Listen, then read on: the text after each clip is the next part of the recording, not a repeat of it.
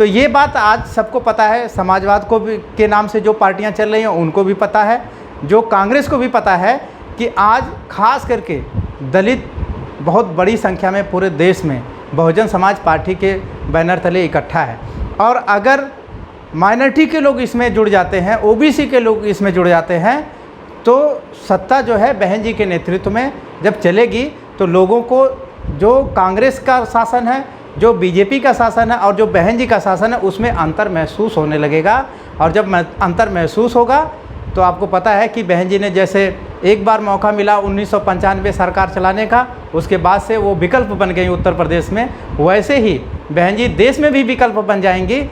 इसीलिए जब बहन जी विकल्प बनेंगी तो समाजवाद की जो राजनीति है, जो खास करके माइनॉरिटीज़ के कंधे पे चलती है, वो समाजवाद की विचारधारा बहुत आपको दम तोड़ती हुई नज़र आने लगेगी। और जो ओबीसी की पार्टियां हैं, जिनको ओबीसी लोग समाजवाद के नाम से चलाते हैं, उनका जो राजनीतिक भविष्य है वो खतरे में नज़र आता है। इसलिए वो लोग जानबूझ के बहुजन समाज पार्टी से दूरी बनाते हैं ताकि उनकी जो राजनीति है वो माइनॉरिटी के नाम से वो राजनीति उनकी चलती रहे।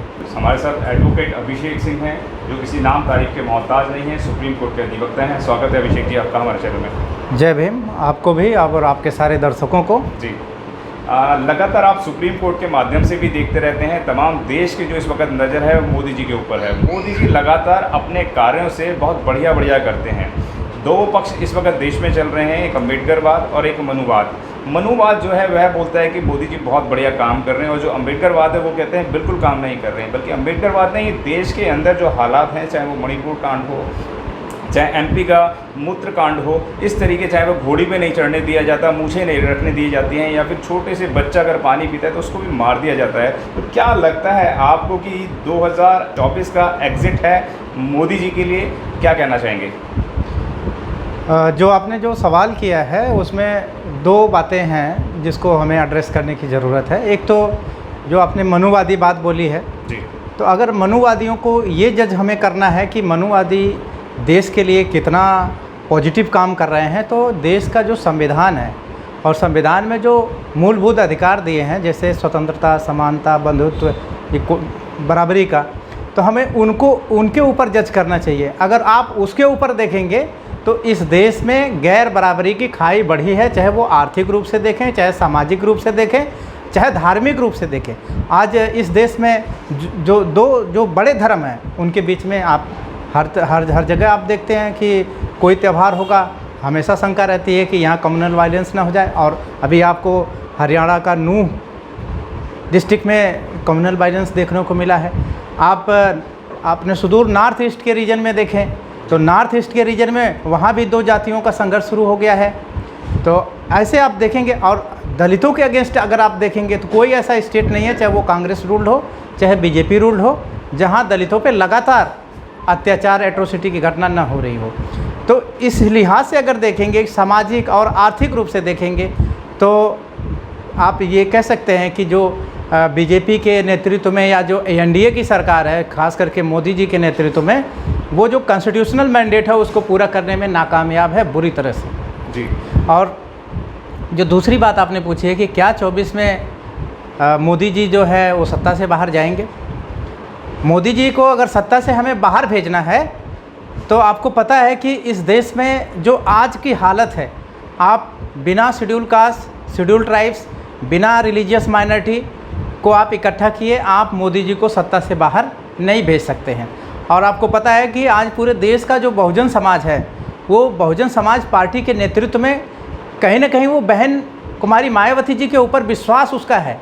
क्यों विश्वास है? उन्होंने जो काम करके दिखाया है, उस काम की बदौलत उनके शासनकाल में जो लॉ एंड ऑर्डर है वो किसी के साथ इनजस्टिस नहीं करता है, कोई जाति नहीं देखता है, कोई धर्म नहीं देखता है, कोई क्षेत्र नहीं देखता है, कोई मजहब नहीं देखता है, वो बराबर काम करता है। और नतीजा ये है कि जब तक उन्होंने शासन किया, एक भी आपको दंगा देखने को नहीं मिल रहा। और आप जानते हैं अंग्रेजी में कहा जाता है there is peace, there is prosperity.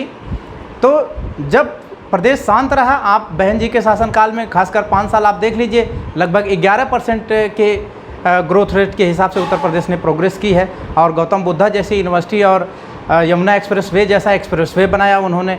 Ambedkar village scheme के नाम से उन्होंने खास करके शेड्यूल कास्ट शेड्यूल ट्राइब्स के जो विलेज हैं उनकी स्थिति बहुत अच्छी बनाई, उनको ज़मीनें दी, उनका लॉ एंड ऑर्डर के साथ साथ नौकरियां दी।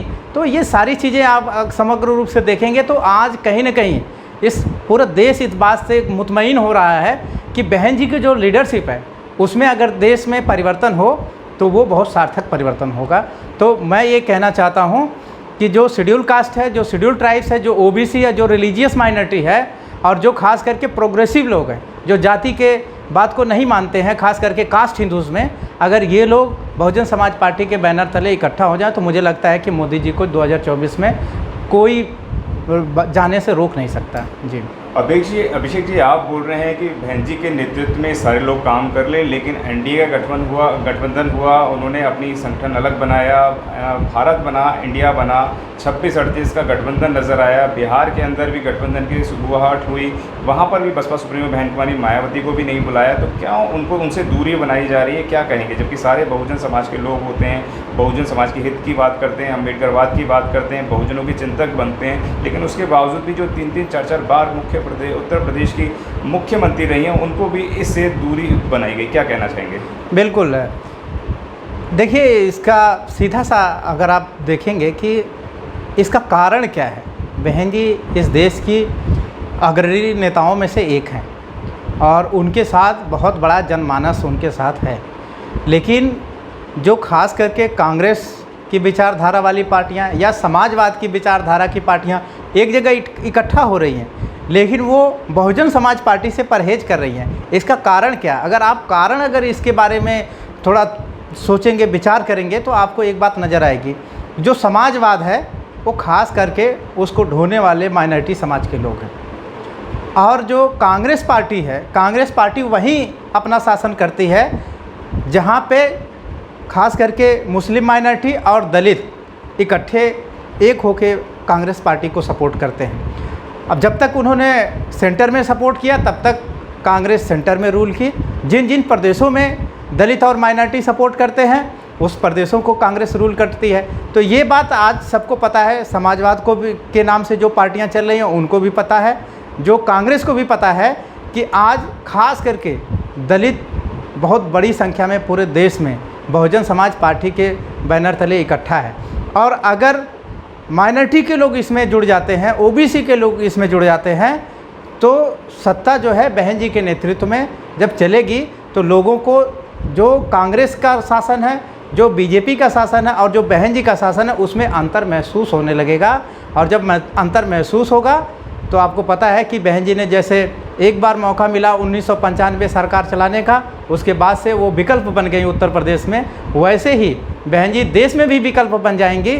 इसीलिए जब बहन जी विकल्प बनेंगी तो समाजवाद की जो राजनीति है, जो खास करके माइनॉरिटीज़ के कंधे पे चलती है, वो समाजवाद की विचारधारा बहुत आपको दम तोड़ती हुई नज़र आने लगेगी। और जो ओबीसी की पार्टियां हैं, जिनको ओबीसी लोग समाजवाद के नाम से चलाते हैं, उनका जो राजनीतिक भविष्य है वो खतरे में नज़र आता है। इसलिए वो लोग जानबूझ के बहुजन समाज पार्टी से दूरी बनाते हैं ताकि उनकी जो राजनीति है वो माइनॉरिटी के नाम से वो राजनीति उनकी चलती रहे।